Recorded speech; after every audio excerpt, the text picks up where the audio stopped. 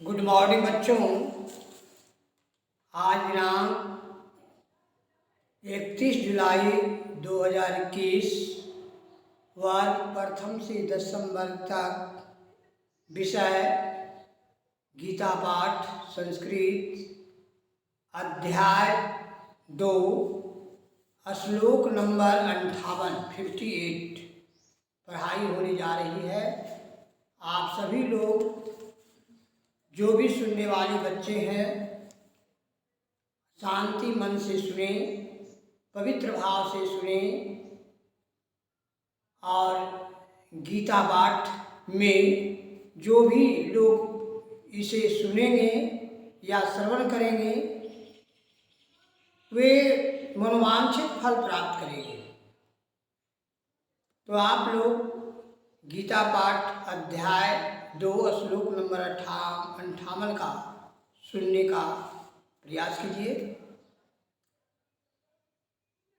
यदा संहर्ते चायं कुर्मो अंगनीव सर्वशः इंद्रियाणि इंद्रियार्थे अभयस्य तस्य प्रज्ञा प्रतिष्ठिता। और एक बार इसको सुनिए। यदा संहर्ते चायं कुर्मो अंगनीव सर्वशः इंद्रियाणि इंद्रियार्थे अभयस्व तस्य प्रज्ञा प्रतिष्ठिता। प्यारे बच्चों, गीता पाठ का ये जो श्लोक है इसका अर्थ आप लोग सुनिए। भगवान श्री कृष्ण अर्जुन से कहते हैं कि हे परम तप अर्जुन,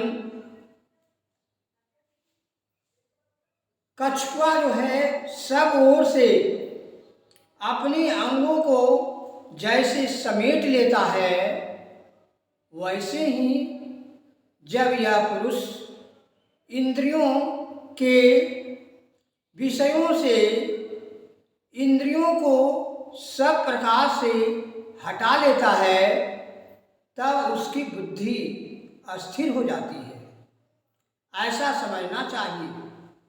इस प्रकार से बच्चों आप लोगों को मालूम होना चाहिए कि भगवान श्री कृष्ण अर्जुन को उपदेश दे रहे हैं और भगवान श्री कृष्ण की अमृतवाणी को आप लोग समझने का कोशिश कीजिए।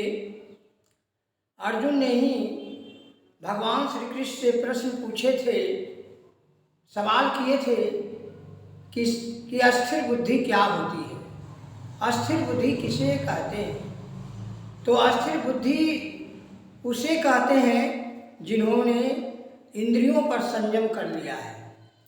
यह भी एक प्रकार जिसकी बुद्धि इंद्रियों पर संयम हो गया है उसकी बुद्धि अस्थिर हो गई है।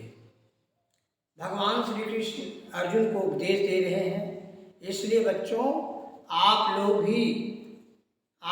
भी अपने चरित्र को संभाल कर रखिए, क्योंकि चरित्र जो है सबसे बड़ा गुण है।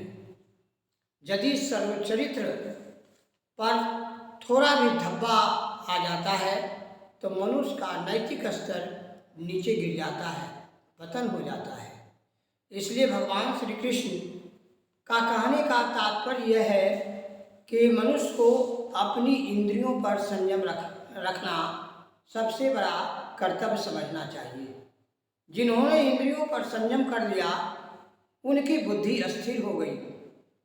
इस प्रकार से आप लोग इसके पहले श्लोक नंबर 57 में भी बताए थे कि यह सर्वत्राण अभिने हस्तः तत्प्रायः शुभाशुभम न अभिनंदति न द्वेष्टि तस् प्रज्ञा प्रतिष्ठिता।